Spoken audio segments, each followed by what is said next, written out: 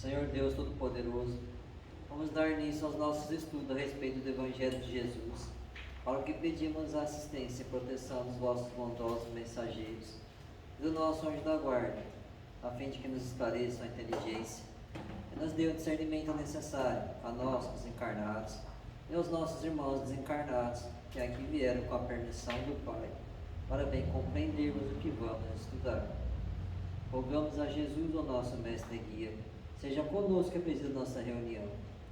Em teu nome, Senhor, do seu bendito Filho Jesus, da nossa Mãe Maria, de Ismael, e da irmã veneranda, protetora desta casa, damos por aberta a reunião de estudos desta noite. Assim seja. Pais, em vós, pais, não provoqueis a ira a vossos filhos, mas criai-os na doutrina e admoestação do Senhor. Paulo, em Efésios 6:4. Assumir compromissos na paternidade e na maternidade constitui engrandecimento do espírito, sempre que o homem e a mulher lhes compreendem o caráter divino. Infelizmente, o planeta ainda apresenta enormes percentagens de criaturas mal avisadas relativamente a esses sublimes atributos. Grande número de homens e mulheres procura prazeres envenenados nesse particular. Os que se localizam, contudo, na perseguição à fantasia ruinosa, vivem ainda longe das verdadeiras noções de humanidade e devem ser colocados à margem de qualquer apreciação. Urge reconhecer, aliás, que o Evangelho não fala aos embriões da espiritualidade, mas a inteligências e corações que já mostram suscetíveis de receber o concurso. Os pais do mundo, admitidos às Assembleias de Jesus, precisam compreender a complexidade e grandeza do trabalho que lhes assiste. É natural que se interessam pelo mundo, pelos acontecimentos vulgares. Todavia, é imprescindível não perder de vista que o lar é o mundo essencial, onde se deve atender aos desígnios divinos, no tocante aos serviços mais importantes que lhes foram conferidos. Os filhos são as obras preciosas que o Senhor lhes confia à mão, solicitando-lhes cooperação amorosa e eficiente. Receber encargos desse teor é alcançar nobres títulos de confiança. Por isso, criar os filhinhos e aperfeiçoá-los não é serviço tão fácil. A maioria dos pais humanos vivem desviados através de vários modos, sejam nos excessos de ternura ou na demasia de exigências, mas, à luz do Evangelho, caminharão todos no rumo da Era Nova, compreendendo que, se para ser pai ou mãe são necessários profundos dotes de amor, à frente dessas qualidades deve brilhar o divino dom do equilíbrio.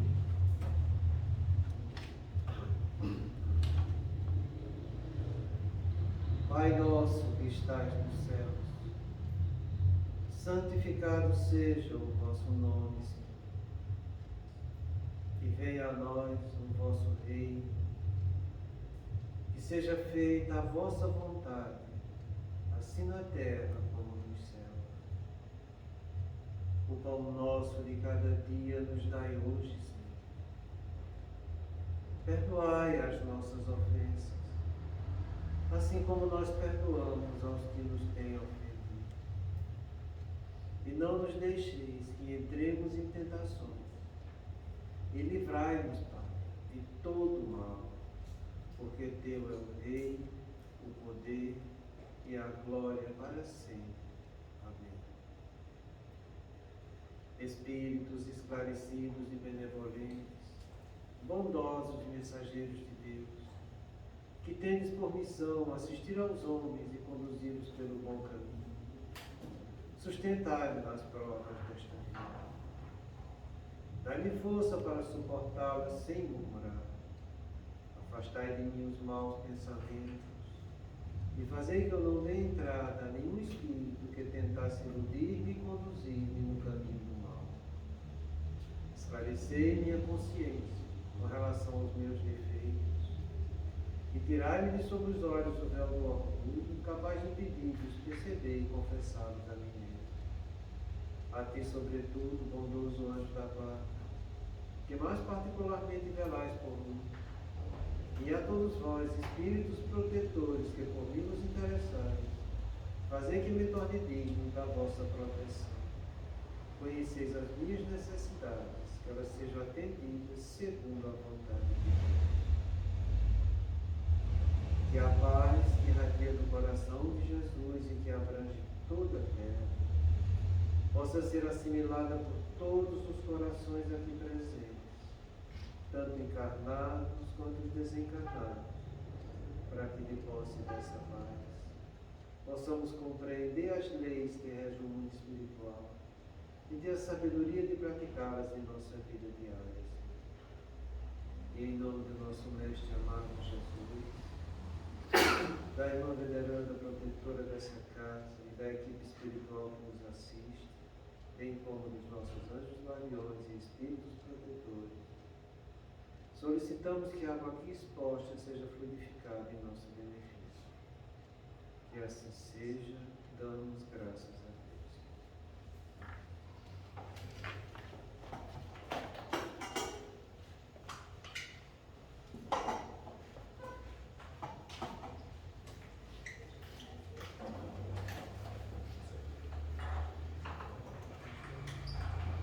Boa noite. Você sabe que, quando eu estava falando o tema que a gente iria estudar hoje, eu li aquele parágrafo e disse, puxa, eu poderia valorizar o que é positivo que tem aqui dentro. Não só a história do Licínio em si, mas aqueles que estavam colaborando com o Licínio também, sabe? E me veio esse desejo, eu peguei uma pergunta do Livro dos Espíritos que diz respeito a isso, coloquei, coisa e tal, grifei, peguei o dicionário. E quando eu vim para cá, eu estava pensando, poxa, mas será que eu vou falar isso mesmo? Você vê como é que são as coisas, né? E a resposta quem deu foi Marcelo, com o texto que ele deu hoje a respeito da paternidade, porque a questão é justamente essa, sabe? É a respeito da paternidade. Então, a gente viu a semana passada que ele passou na primeira infância uma situação delicada, onde os verdugos do passado vinham perturbá-los e os amigos espirituais vinham ajudá-lo. E ele, agindo sempre com bom senso e prudência, ele foi superando as dificuldades. Isso com o pai dele e a mãe dele, que eram auxiliados e que, através desses verdugos, vinham castigá-lo mais ainda. Mas ele sempre agindo, como a gente viu aqui, ó, com obediência e com simplicidade, foi superando as dificuldades. E ele agora fala da adolescência. Na adolescência, fiquei órfão do pai, sendo felicitado mais tarde pela presença de um padrasto caridoso que me foi enviado pelo Senhor e que me ajudou a encontrar o caminho da renovação de que necessitava. Facultou-me possibilidades para estudar e granjeou-me o trabalho honrado para a conquista do pão diário. Se você for ver todas as histórias que os Espíritos nos contam, seja lá qual livro você pega, pode ser Céu e Inferno, qualquer uma delas, livro de André Luiz, Mané Filomeno, qualquer uma. Você sempre vê isso, as pessoas passando por situações difíceis, expiatórias, constrangedoras, mas que quando eles agem correto, a coisa começa a suavizar. É sempre desse jeito. E tem uma questão que eu gosto muito de falar, entendeu? Quando a gente está estudando, eu falo isso muito em casa, quando a gente faz evangelho lá. E Kardec pergunta se não poderia nossas preces afastar as nossas provas e expiações. E a resposta é muito bonita, sabe? E ele fala o seguinte, tem algumas que você obrigatoriamente vai ter que passar por elas. Quer dizer, tem algumas que você não tem como se livrar. Mas ele dá um porém depois que é fantástico. Porém, Deus sempre leva em conta a resignação.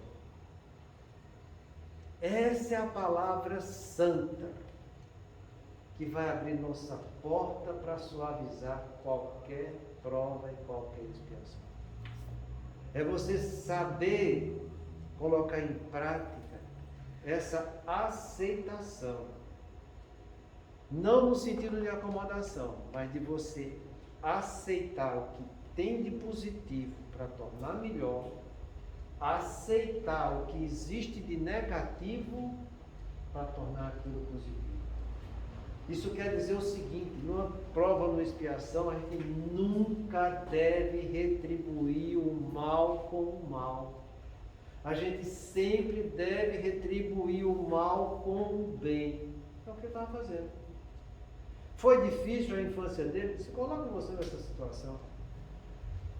Você com seu pai e sua mãe obsidiada, e seus obsessores influenciando seus pais para que ele castigasse. Vê se foi fácil isso para ele. Mas ele soube ser resignado, foi obediente e agiu com simplicidade, sendo objetivo e sincero. Mesmo que não seja do meu merecimento receber isso, eu vou aceitar e fazer o melhor que eu posso, que está ao meu alcance. É isso que pode suavizar nossas expiações. E é nisso que a gente deve focar. Nunca agir com rebeldia, fazendo o mal pelo mal. É difícil passar por expiação. Todo mundo aqui passa, eu também passo pelas minhas. E não estou dizendo que é fácil, é trabalho que a gente tem que ter. Você vai se sentir incomodado quando ela bater sua porta, mas é lógico que vai. Ela vai estar te convidando para você praticar uma tentação, que é um desejo veemente de algo que você sabe que moralmente não é correto aquilo. Pode até ser correto do ponto de vista legal, mas do ponto de vista moral não é. Então você está sendo tentado. Isso por quê? Porque você já falhou nisso ontem. Então o que é que a gente tem que fazer? Respirar fundo, chorar, porque é normal chorar. E você deve chorar tudo que tem direito. Para que depois que você parar de chorar, você nunca mais volte a chorar por aquele motivo. Porque essa história de eu ficar chorando pelo mesmo motivo várias vezes, isso denota uma certa incompetência e revolta da nossa parte. Então chore quando a dor bater na tua porta e o sofrimento catucar o teu coração. Chore. Mas chore tudo que tiver direito naquela hora. Para que depois, com bom senso e prudência, você nunca mais volte a chorar por aquele motivo. Que você resolva sendo resignado, tendo aceitação. Então é o que aconteceu com o nosso amigo aqui.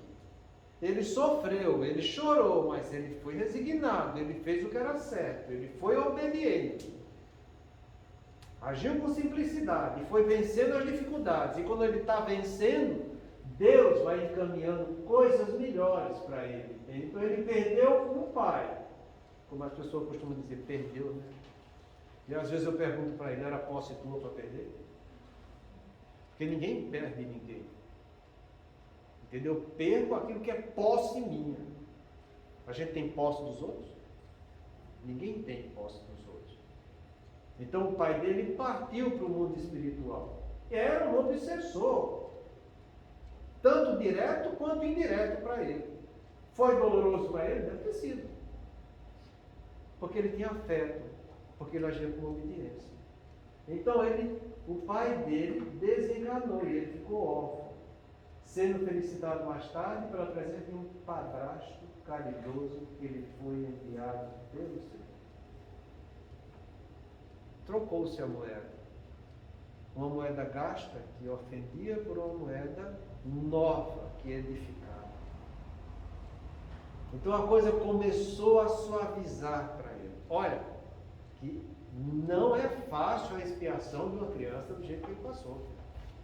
Eu faço questão de ressaltar isso. Porque você vai ver que a encarnação dele todinha ele vai falando das expiações e provações que está passando. Mas se você depois fazer uma análise geral da coisa, você vai ver que a parte mais delicada de tudo foi a infância. Foi a infância, sabe? depois vem sempre a ajuda. E não é de você estranhar isso, sabe? Porque se a gente já tem consciência hoje, e Jesus já falava isso para a gente em alguns trechos, que a fase mais fácil de você edificar uma pessoa é na primeira infância. Você acha que a espiritualidade inferior não sabe disso? Sabe mais do que a gente.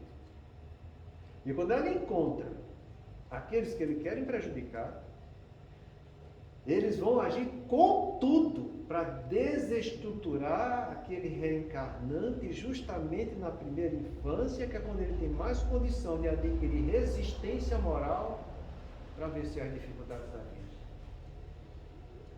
Ponha sempre isso em mente e fica de olho nisso. Porque nós, quer dizer, eu já passei dessa fase, né? Então agora eu vou ser mais pai. Mas a gente ainda vai ser pai nas próximas encarnações. A gente ainda vai ter que desempenhar essa função da paternidade. E que se você já não tem condição de fazer nessa vida, na próxima você vai ter que ter. Então que a gente comece a treinar agora para melhorar cada vez mais nossa função de paternidade. É por isso que eu trouxe essa questão da paternidade para a gente estudar um pouco ela hoje. Porque a paternidade não é só você estar no estado de pai, mas você ter a qualidade de pai. É estado ou qualidade de ser pai, no sentido mais genérico, de pai e mãe. Então, você pode até nem ter sido gerador daquela criança, como é o caso desse irmão que casou pela segunda vez aí. Ele estava tendo a qualidade da paternidade. Era filho dele de sangue? Não era. Mas a obrigação moral é a mesma. Põe isso na cabeça, gente. E eu faço questão de realçar isso porque eu recebo pessoas no meu consultório e sempre recebi. Que estão na qualificação de pai, mas fogem da responsabilidade da paternidade. Ah, não é filho meu, não foi eu que gerei, eu não posso me meter tanto. É isso que a gente escuta. Quer dizer, ele pode se meter tanto com a mãe, mas com o filho não. É um engano. Porque quando essa palavra paternidade, você pode ver a definição dela. É estar na condição ou na qualidade de pai. Então, se o filho não foi gerado por você, mas você assumiu uma situação em que aquele cônjuge já tem um filho, você tem que desenvolver a qualidade de pai. E a gente não sabe, nas nossas provas e expiações de amanhã, se a gente vai ter que passar por uma situação dessa. Você pode até não estar, nesse momento, passando por isso. Mas eu não sei amanhã, os vínculos que eu tenho com as dívidas do ontem, o que é que eu vou ter que passar. Então é bom aprender. Porque aprendendo, você já vai se capacitando para coisas, sabe? Então, primeira lição que a gente tem. Supera as tuas expiações, que Deus vai aliviando. E coisas melhores ela vai te colocando no caminho. Porque você está sendo merecedor de assistência. Você fez por onde adquirir isso com Deus. Porque, como a gente fala, e Kardec perguntou, as preces são agradáveis a Deus? Sempre são. Porém, melhor do que as preces são as boas ações. O que é que ele estava fazendo quando era criança? Boas ações. É a melhor prece que tem para Deus. Você não precisa ter rótulo religioso para fazer prece para Deus e querer alguma coisa. Você precisa só praticar o bem. Pratique o bem, que é a maior prece que você está fazendo para Deus. É isso que ele espera. Foi o que ele fez, como criança. E assim a coisa aconteceu. E ele foi suavizado. Porque esse padrasto caridoso ajudou a encontrar o caminho da sua renovação de necessidade. Facilitou a possibilidade de estudar. Quer dizer que ele não tinha, né? Granjeou o trabalho honrado para a conquista do pão diário. Adolescente. Estava trabalhando. Bota o adolescente hoje para trabalhar. Para ver o que é que ele vai dizer para você. Vai te botar na justiça. Por isso que eu falo para vocês, tem coisas que pode ser legal do ponto de vista humano. Mas também, muitas vezes estou afrontando a moral diante da lei de Deus. Você acha que é errado você botar uma pessoa para trabalhar? Olha, eu fiz meu curso de datilografia quando eu tinha 9 anos de idade. Eu comecei a trabalhar no cartório do meu pai. Nunca caí num dedo por causa disso. Hoje em dia eu dou graças a Deus. Porque tem limitação para a escrita, mas meus dedos são ligeirinhos para digitar. O que eu aprendi lá está sendo essencial para a minha vida aqui. E se fosse hoje, dizia que meu pai estava castigando a gente. E não está castigando. Muitas vezes Deus prepara as coisas da maneira correta, porque é nessa fase que a gente tem a maior habilidade para aprender esses detalhes, principalmente da datilografia. Para mim foi muito bom. Me gerou muitas possibilidades na vida. E está gerando até hoje. Sabe? Então ele teve condição de estudar e teve condição de trabalhar, aprender a conquistar o pão da vida. Coisa que ele não estava tendo, que os pais deles antigos só castigavam dele. Então é a respeito da paternidade que eu resolvi trazer alguma coisa para a gente. Porque você tem aqui o exemplo de um pai equivocado e de um pai bem edificado. Isso serve para a gente. A gente não sabe o que a gente vai ter que passar. A gente não sabe o que nossos filhos vão ter que passar. A gente não sabe o que vai acontecer conosco na próxima encarnação. Então, que a gente comece a aprender tudo que tiver ao nosso alcance. Por quê? Porque uma das coisas mais naturais que existe na vida é a paternidade. Tem isso desde os seres pluricelulares, os vegetais, os animais, os luminários. Está aprendendo isso. E você acha que a gente já tem capacidade de dizer que a gente é bom pai e bom mãe, ou boa mãe? Vê André Luiz no livro Os Mensageiros, o que é que o Vicente fala para ele. André Luiz está questionando, entende? Porque eles eram médicos e não tinham sido recolhidos nos locais do nosso lar onde os médicos são recolhidos. E o Vicente fala para ele, André, aqui existem galpões imensos, onde milhares de mulheres aprendem novamente a função da maternidade. Galpões imensos, onde os pais aprendem o dever da paternidade. Tem galpões imensos aqui, em que os administradores aprendem a não entrar na mordomia. Dá para você entender essa frase? Vê os administradores aí, reaprendendo para não ficar na mordomia, usurpando os outros. E assim ele vai dando alguns exemplos para a gente. Então, compreenda, a gente tem dívida como pai e como mãe. E a função melhor para você entender isso, que você pode até achar que não tem, é o que a gente vai estudar hoje. Porque ele explica para nós aqui,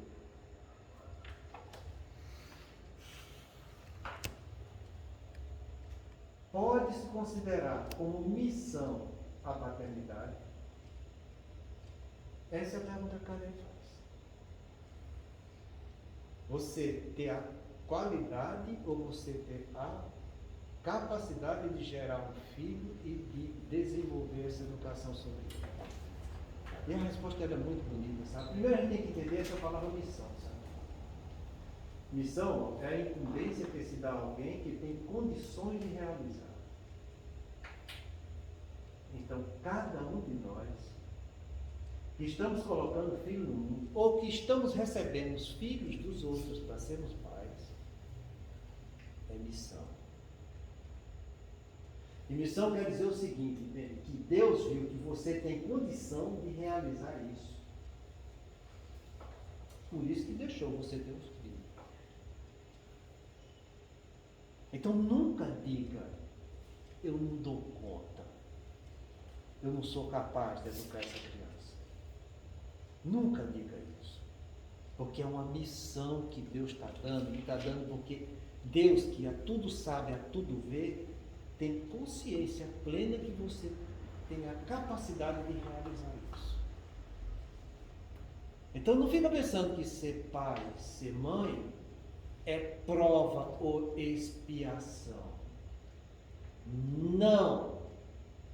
Não é prova, não é expiação. Era prova quando a gente começou a nossa carreira na primitividade, que a gente não conhecia das coisas, e a gente começou a provar para aprender. Entendeu? Mas Deus, em sua sabedoria, num planeta já de provas e expiações, que já está passando para a regeneração, jamais iria deixar isso passar, de você ter uma qualidade de pegar um filho dele, novinho, e você está expiando para poder castigar daquele filho. Não. De maneira alguma. E a resposta ele começa dizendo, é sem contestação possível uma verdadeira missão. Então ele já começa dizendo, você não duvida, tá? Você não quer arrumar nenhuma licença para isso. Você não... Foge disso aí. Então, seja homem, seja mulher, assuma. Você tem condição de realizar isso da melhor maneira possível nas condições que a vida está te dando. Então, é função, é missão nossa cuidar dos rebentos que Deus nos dá. Seja ele gerado por nós ou que a vida nos ofereceu. A gente tem que desenvolver essa capacidade de paternidade, porque é missão e a gente tem condição de levar adiante. Entendeu como que é? E ele vai dizer, além de ser missão, é ao mesmo tempo um grandíssimo dever, e que envolve, mais do que pensa o homem, a sua responsabilidade quanto ao futuro. E aqui a gente tem mais duas palavras para a gente definir bem, o dever e a responsabilidade. Porque se a missão é algo que alguém me dá, que vem de fora para dentro, reconhecendo a minha capacidade de agir, o dever é eu ter dentro de mim essa obrigação que eu sei que tem condição de fazer. Dever é isso, obrigação moral, imposição interior baseada em princípios de ética, éticos de respeito. É você com você mesmo, dever uma atitude íntima do homem. Deus dá, porque sabe que você tem capacidade, e você, espírito imortal, sabe que você tem o que você precisa para realizar aquilo. Então nunca diga que esse filho está dando muito trabalho.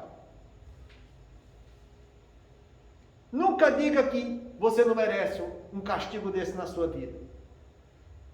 Não faça isso. Olha para dentro de você e veja que você tem condição de levar esse dever adiante. Às vezes é doloroso cumprir o dever? Muito.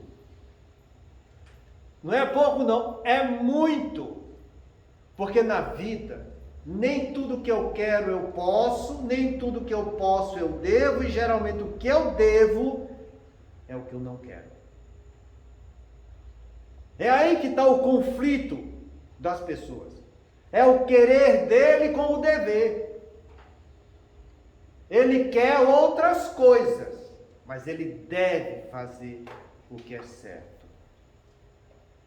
Ele quer chegar em casa e não ter trabalho nenhum, mas ele tem o dever de trabalhar moralmente dentro de casa, educando seus filhos. Ah, mas trabalhou 8 horas. Não interessa, o dia tem 24.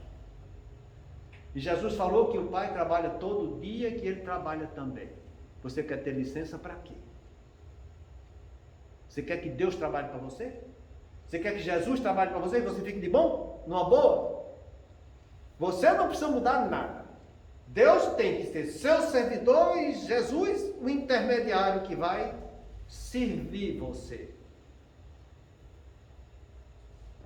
Não estou dizendo que ninguém tem direito à lei de repouso. Tem sim. Depois que cumprir com o dever. Nunca antes. Então compreenda. É a missão que Deus deu para a gente. e sabe que porque Deus é bom e é justo. É dever, porque dentro a gente sabe que temos essa obrigação moral para cumprir. E tem mais. Isso vai me trazer responsabilidade quanto ao futuro. Responsabilidade, é a capacidade de responder sobre os nossos atos. Se a consciência é a capacidade que eu tenho de entender e julgar minha realidade, fazendo juízo de valor dos meus atos, eu sou obrigado a responder sobre esses atos, porque eu tenho que ter essa responsabilidade sempre atuante. Por isso que eu falo para vocês que consciência e responsabilidade não se separam. Do mesmo jeito que não pode se separar a justiça e o amor. Deus é soberanamente justo e bom. Não queira, se você separar um, você está lesando o outro. Então não dá para separar consciência de responsabilidade. Se você bloqueia, anestesia sua consciência, a responsabilidade vai fazer você acordar cedo ou tarde. Porque você vai fazer justamente, entende? Vai estar procurando responder pelo aquilo que você fez. Então, por mais que você tente anestesiar, você não consegue. Porque você está tendo a capacidade sempre de responder. É por isso que ninguém nunca fica eternamente no mal. Eu só entro no caminho do mal quando eu estou desviando a minha consciência. Se eu não desviar da minha consciência, eu vou estar sempre fazendo bem, gente. Por isso que a gente fala, não confunda a consciência espiritual que Deus nos deu com a consciência humana que a carne está te dando. É o que a gente chama de psicologia do eu maior com o eu menor. A gente tem o nosso espírito sempre acordado desde que a gente queira. A gente tem que trazer esse espírito lúcido para trazer a verdade para a nossa situação humana. A consciência do ego é a consciência do homem. A consciência espiritual é essa consciência divina que Deus nos dá.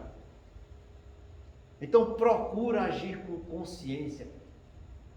Vai fazer essa capacidade que você tem de entender e julgar a sua realidade de pai, fazendo um juízo de valor das suas atitudes que você vai tomar. Será que eu estou agindo certo sendo pai fazendo isso? Será que eu estou mostrando o que é melhor para esse espírito que Deus me deu para colocar no caminho do bem? Será que eu não devo ter um pouco mais de paciência, de bondade? Será que eu não devo desprender mais um pouco de energia para tocar esse coração? Ou será que muitas vezes eu estou falando para ele coisas que no fundo eu não estou sentindo? Ou será que eu estou falando para ele e eu estou fazendo justamente o oposto na minha vida? Porque isso é muitíssimo delicado. A criança, até seus 6, 7 anos, ela não tem capacidade de abstrair pensamento. Ela não tem capacidade de juntar um pensamento com o outro, tirar um terceiro, analisar com o quarto. Ela não consegue fazer isso. A criança aprende pela emoção do que você fala, da ideia que você transmite. Todo pensamento que eu estou projetando, ele é composto da ideia, da emoção e de um julgamento. A criança não tem capacidade de entender a ideia para abstrair pensamento e ter uma conclusão.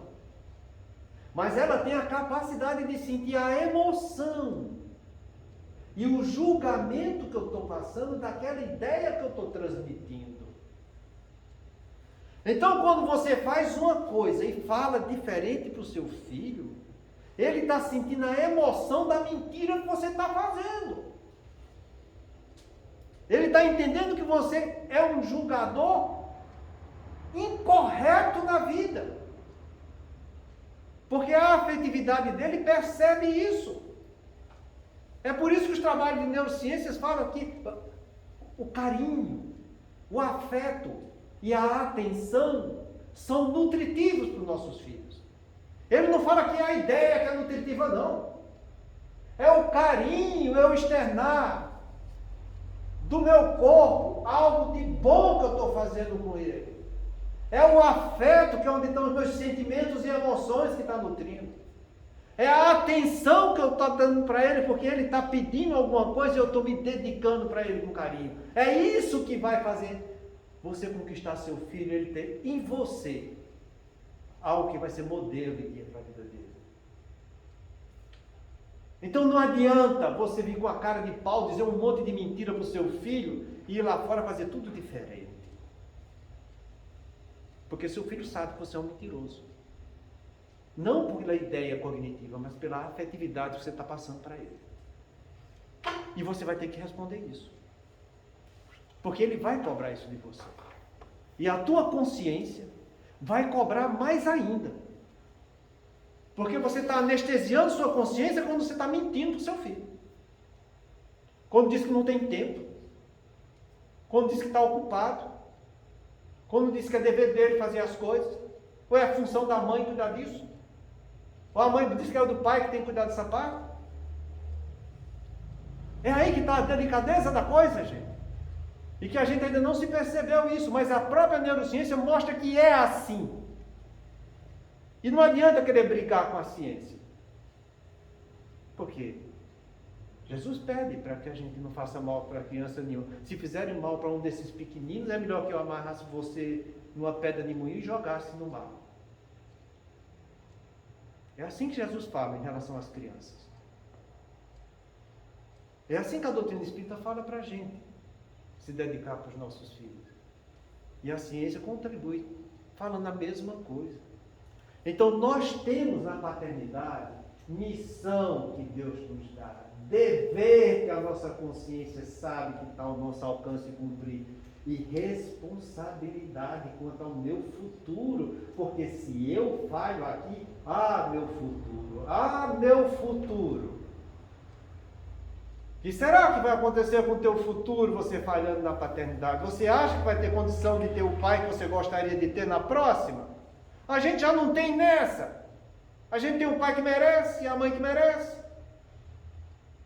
E não o pai e a mãe que a gente gostaria de ter, tanto é que a gente vê todo mundo reclamando, meu pai fez isso, minha mãe fez aquilo. Tem gente que está velho, caduco, chega lá guardando mágoa e ressentimento, porque o pai fez aquilo quando ele era pequeno, entende? Porque não respeitava a mãe, e a mãe também não respeitava, e aquele angu de caroço. O que vai ser do meu futuro, hein? Será que eu vou merecer o quê? Se eu deliberadamente não soube, nem quis conduzir os filhos que Deus me deu para o caminho do bem. É melhor fazer alguma coisa agora. E se você não tiver mais condição de ser pai, você tem condição de ser avô. Você tem condição de ressignificar com seu filho as falhas que você teve com a maternidade. Se seu filho ainda está vivo, e mesmo se não estiver vivo, você pode fazer isso com os filhos dos outros, porque você está se recompondo diante da lei. Então, eu posso sempre me melhorar desde que a minha consciência me exprove algo que eu tenho condição de fazer. Então, que eu saiba disso, entende? Missão, dever e responsabilidade quanto ao futuro. E ele continua. Deus colocou o filho sob a tutela dos pais a fim de que estes o dirijam pela senda do bem. E lhes facilitou a tarefa, dando àquele uma organização débil e delicada, que o torna propício a todas as impressões.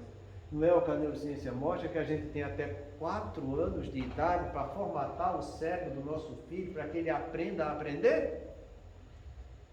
Não é a mesma coisa?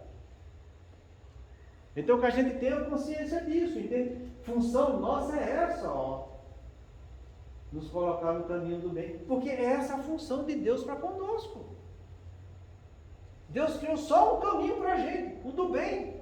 É esse caminho que eu estou procurando do bem que eu vou mostrar para o meu filho. Essa é a nossa função. Entendendo por bem aquela definição, hein? Que até a Alexia falou com a Rangel. É tudo aquilo que é bom, que é lícito, que é justo, que é valioso diante da moral.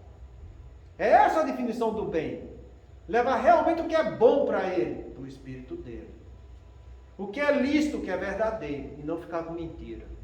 O que é justo, mostrando que ele tem direito depois que ele cumpriu o dever. Porque é assim que você faz, só tem direito depois que cumpre o dever. Porque se você faz diferente, ele também vai saber. E o que é valioso, o que tem valor. Entende? O valor do ponto de vista moral. E não o valor do ponto de vista financeiro. Que é isso que as pessoas brigam hoje em dia, para ter poder e dinheiro. Então é essa a nossa função que a gente tem com os nossos filhos. Né? E ele dá uma linguagem agora muito interessante aqui, uma figura de linguagem. Muitos há, no entanto, que mais cuidam de aprumar as árvores do seu jardim e de fazê-las dar frutos em abundância, do que de formar o caráter do seu filho. Não é para isso que as pessoas vivem hoje em dia, mas eu tenho que trabalhar para poder dar o melhor para o meu filho? Não é isso que as pessoas falam tanto, tem que cuidar do ponto de vista material para ter em abundância? Que é uma coisa insaciável, porque o ser humano ele é desse jeito, quanto mais tem, mais ele quer, porque é a ganância que fala mais alto. Ele entra na ambição, cai na ganância, vai para a cobiça e aí não para nunca mais, sabe? Então que a gente veja que, além do lado material, a gente tem que saber ver com o que é necessário. Né? É lógico que a gente deve tentar se melhorar, mas não esquecer de formar o caráter dos nossos filhos. Caráter. Qualidade inerente de uma pessoa que gera o seu modo de ser. É aqui que você vai formar o seu filho, mostrar a ele como deve ser, como ele deve viver. Quando você vê aquele molequinho esperneando, fazendo coisa errada, tem que mostrar para ele não, é errado, e mostrar por que é errado. Tem que mostrar para ele qual é o certo, e fazer com ele o que é certo para ele aprender. É assim que a gente vai mostrando nossos filhos como deve ser. E quando você está mostrando como deve ser, você está dando caráter para ele. Você está dando a verdadeira educação. Então é aí que a gente tem que entender essa capacidade de paternidade, sabe? Se este vier a sucumbir por culpa deles, suportarão os desgostos resultantes desta queda e partilharão dos sofrimentos do filho com a vida futura, por não terem feito o que lhes estava ao alcance para que ele avançasse na estrada do bem. Vê se é fácil isso. Quando de André Luiz a gente não vê as mães desesperadas clamando por seus filhos. Lê o livro Ação e Reação. Ele é cheio de exemplos, principalmente de mães abnegadas, pedindo intercessão diante da lei de Deus para seus filhos que foram se desviando do caminho do bem, muitas vezes pela supermaternidade que elas estavam super protegendo, enquanto outros estavam deixando seus filhos de lado. O que é interessante nessa situação, a gente encontra muito mais exemplos de mães ajudando a corrigir os problemas do que de pais. Eu acho que os pais estão tudo na treva, sabe? Deve ser, porque o exemplo é só de mulher. Aqui a colega aparece um pai que está fazendo alguma coisa, como no livro Ave Cristo, né?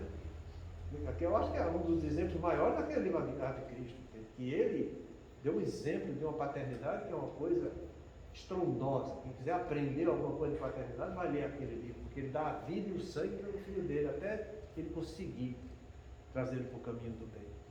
Então, é essa a função da paternidade, sabe? Que a gente deve ter consciência, que a gente deve procurar melhorar sempre. Porque ser pai, você nunca vai deixar de ser. Você pode deixar de ser esposo. Você pode deixar de ser irmão. Você pode deixar de qualquer coisa, mas ser pai não. Ser mãe também não. Isso você leva, sabe? Sabe Deus quantas encarnações ali havia. Então quando você vê um exemplo desse, que o nosso amigo dá aqui, que na adolescência ele perdeu, ficou órfão do pai, que era um obsessor na vida dele. Depois Deus deu para ele um padrasto que soube ser caridoso, e foi enviado pelo Senhor e que Ele me ajudou a reencontrar o caminho da nossa da renovação de que necessitava. Facultou possibilidades de estudar e ganhou um trabalho honrado. Dá isso para o teu filho. Estude e trabalhe. Entendeu? Você só vai estar fazendo coisa boa. Ó, só para terminar, eu vou ser uma pincelada. Você sabe quais são os dois principais remédios que se faz para qualquer quadro obsessivo?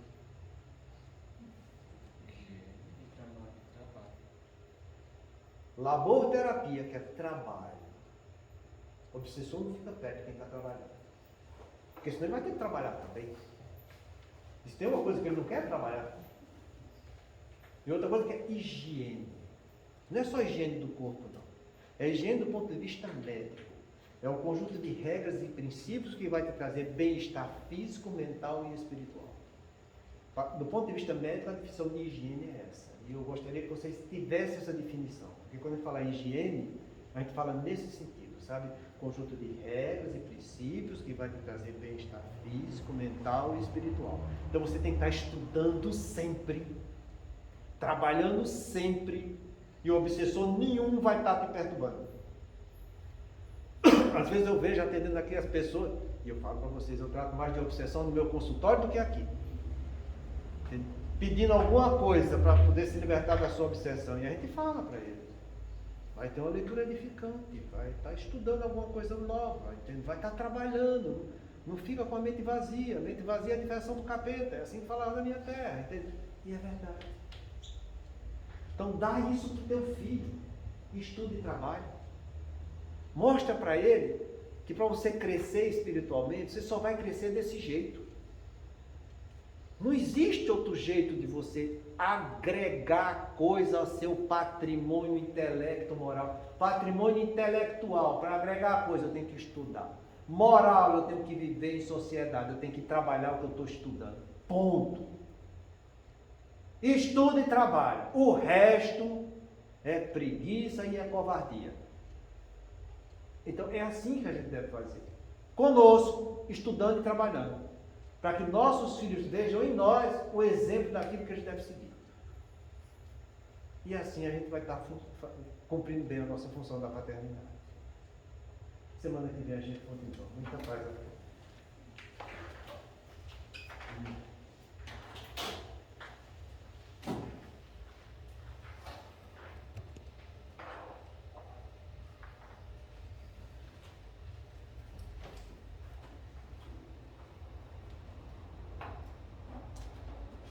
Façamos nossa prece, pensando não só nos nossos entes queridos, mas em todos os nossos irmãos que passam por situações dificultosas nessa vida, principalmente aqueles que estão em situação de guerra. Assim. Deus, nosso Pai, que tens poder e bondade, dai força àquele que passa pela provação. Dai luz àquele que procura a verdade, onde no coração do homem há compaixão e há caridade.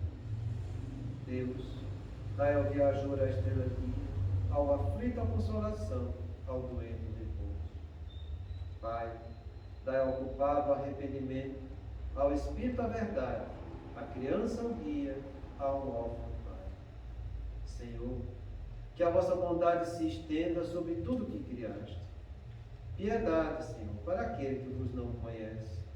Esperança para aquele que sofre. Que a vossa bondade permita aos Espíritos Consoladores derramarem por toda parte a paz, a esperança e a fé. Deus, um raio, uma faísca do vosso amor pode abraçar a terra.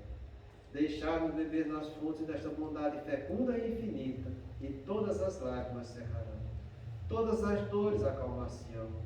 Um só coração, um só pensamento subirá até vós como um grito de reconhecimento e de amor.